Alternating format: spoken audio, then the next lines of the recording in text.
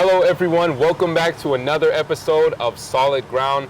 And today I have Richard, and Jeremy joining me today.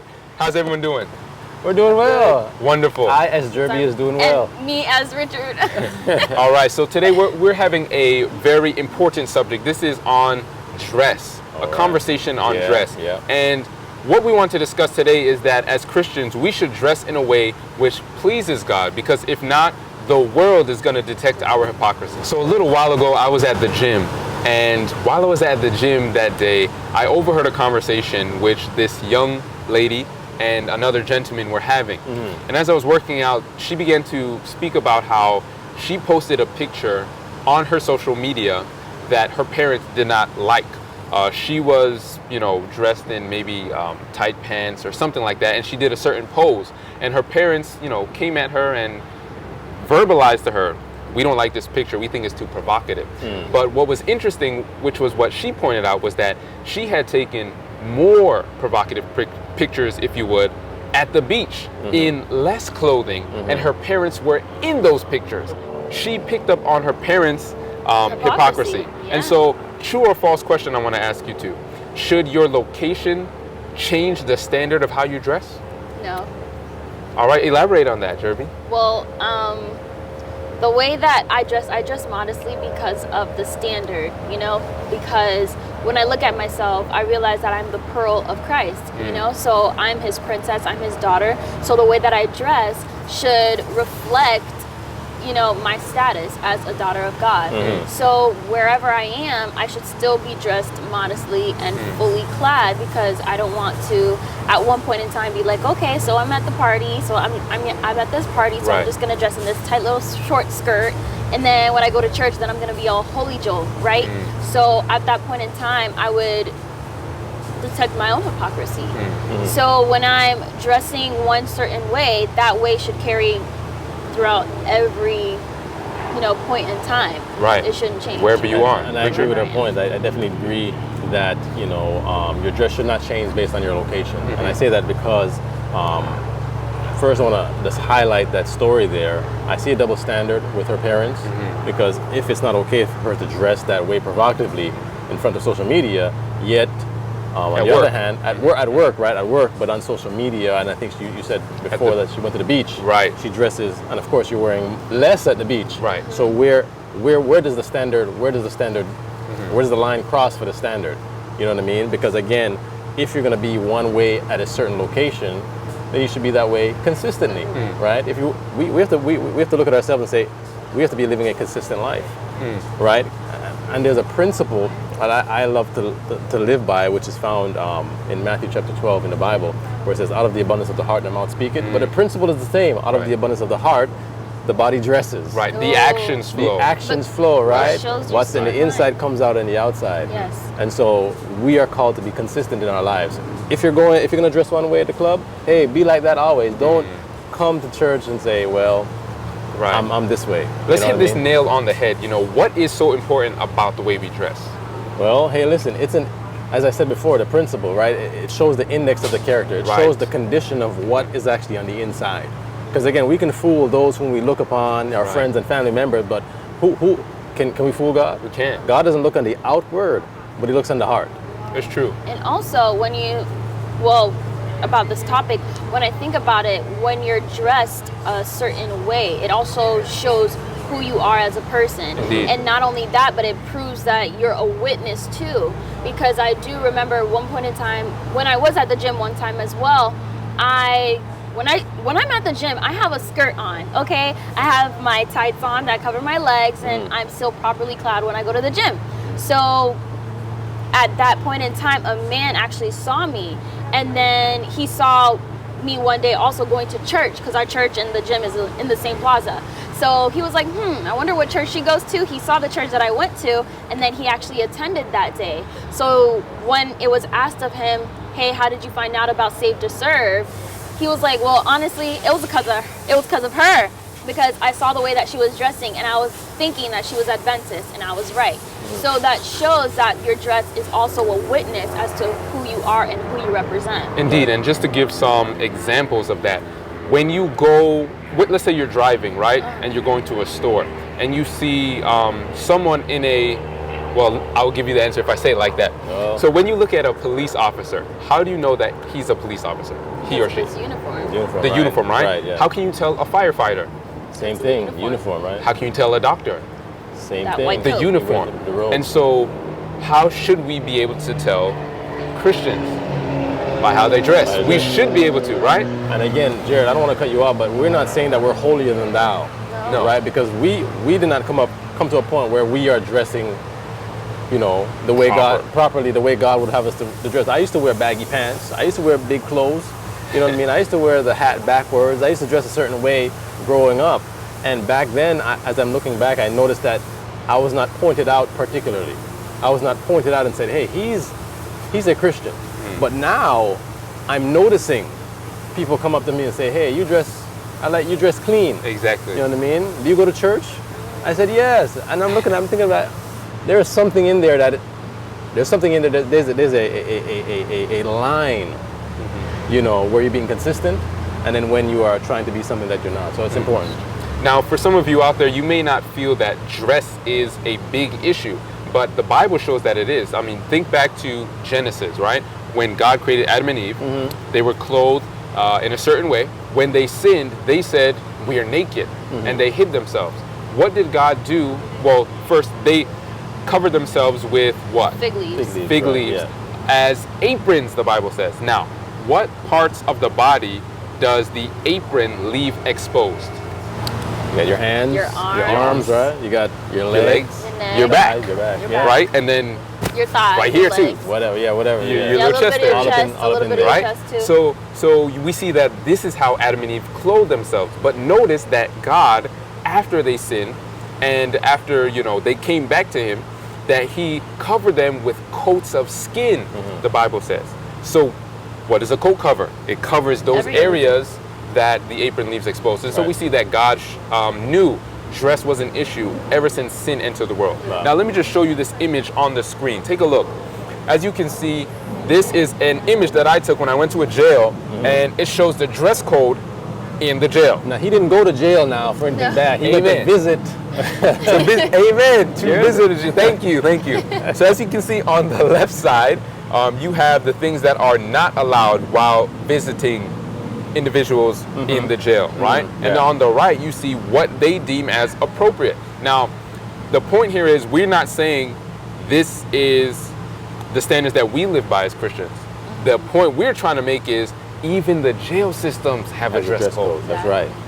Yeah, that's important. Why don't God's people? That's right. Why don't Because- God's people? There's this saying that goes, come as you are.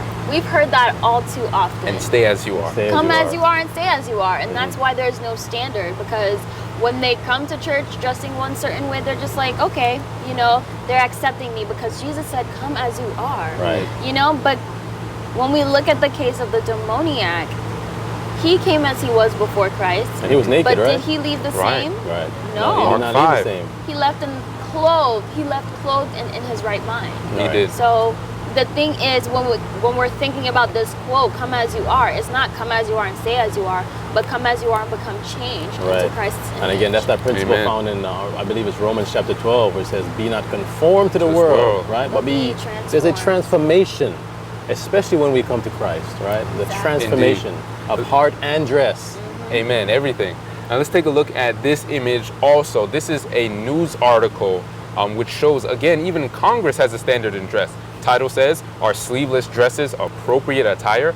Congress doesn't think so. So Congress, they have A standard. a standard in dress. All right? Now, let's transition right into this clip because this is what we've been waiting for. Yeah. This is what you want to see. You want to take a look at this clip where this judge is discussing with the plaintiff how inappropriately she came dressed to court. Take a look. Where did you think you were going today, ma'am? I'm coming to court. Okay, but you look like you was going to a nightclub. Sorry, You Your don't Honor. come dressed to court like this. Why'd you even let her in here like this? You're Miss Stevens? Yes, Your Honor. You're suing Mr. Dwight for $5,000 for breach of contract? That's correct. This woman needs a sweater, a jacket, or something. It's totally inappropriate the way she's dressed. Take her out and find her a sweater or something. This way. I got a robe on, and you could come in here like you're going to a nightclub?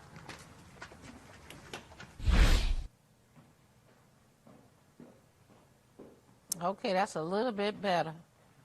You know what? You are in a court of law.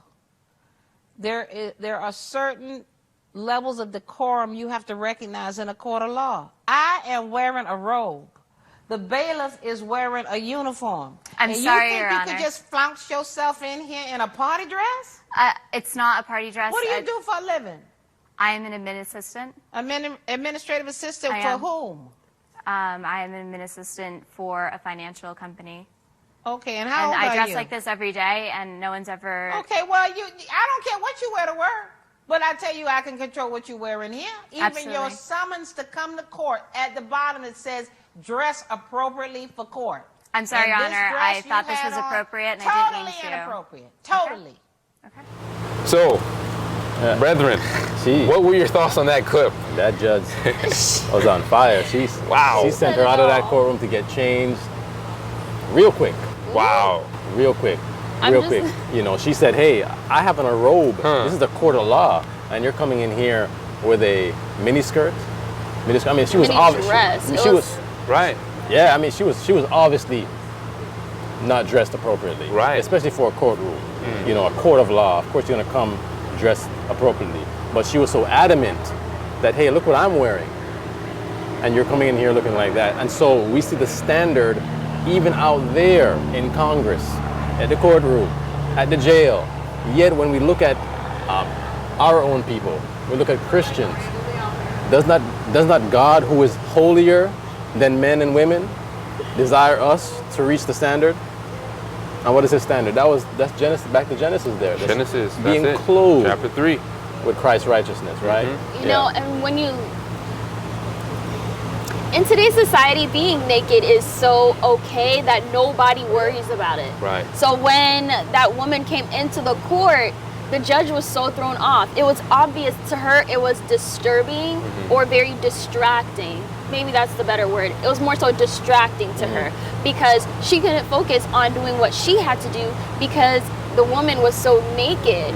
So imagine also when we as women go around, you know, dressed very scantily, then how much more of a distraction are we to our brothers, you know? So that's why we as women really have to be very mindful when it comes to dress because you can throw off any man just like that, just by how you dress, you know? And it's not just women, men too. Right. I mean, you see those men wearing the tight clothes, you know, showing off all their muscles, Right. shirts off and things. Right, All yeah. these things we have to be mindful of.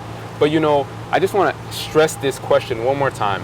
Why is it, again, that there is such an emphasis placed upon standards, whether it be in jail, whether it be for your job, you have to dress a certain way, even in the courtroom, but there is not an emphasis placed on dressing when we come to God's house? Wow. You want to answer that? Honestly, it's because the standard has been dropped. When we go to churches, let me tell you one thing. In most churches, people would dress up in suits and ties and put on their, well, they call it Sunday best, we call it Sabbath best, you know? So these days, people dress so casually. So you would see a pastor up in the pulpit, he would have on a white t-shirt and some acid jeans, and that's him going up to preach. You know, so there's no standard being kept by leadership, so Right. therefore when the people come to church, they don't have a standard either. It's true, it's true. Anything, Richard? Hey, listen, you know, God has called his people to a standard, right? Because again, I know where I'm coming from. You know, you guys know where you guys are coming from. Right. And we were not here Not at all.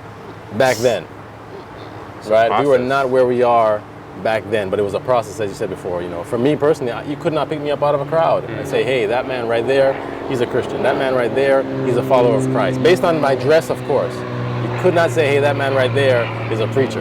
That man there is following Christ. That man there is changing his life based on what he's dressed, based on how he's dressed like. You'd be like, hey, he's just another one of those crazy guys, or, you know, who's dressed, you know, dressed crazily, right, or what have you.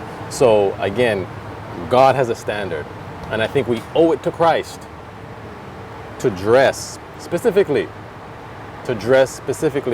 according to His standard. I believe that, because we have been bought with a price, right? And so we owe it to God, owe it to ourselves. And we're to honor God in our bodies and in our lives and everything that we do. You know, so we've talked about a few things today. You know, that you can identify policemen by the way they dress, firefighters, and even that there are standards in courthouses on the job. But I believe we need to raise up again that standard, even in churches, how we should dress, not just at church, but everywhere. Consistently. You know, because again, if we as Christians do not dress the way God would have us to dress, the world will detect our hypocrisy. Yes. So friends, with that, that's all we have for today. Join us next time on another episode of Solid Ground.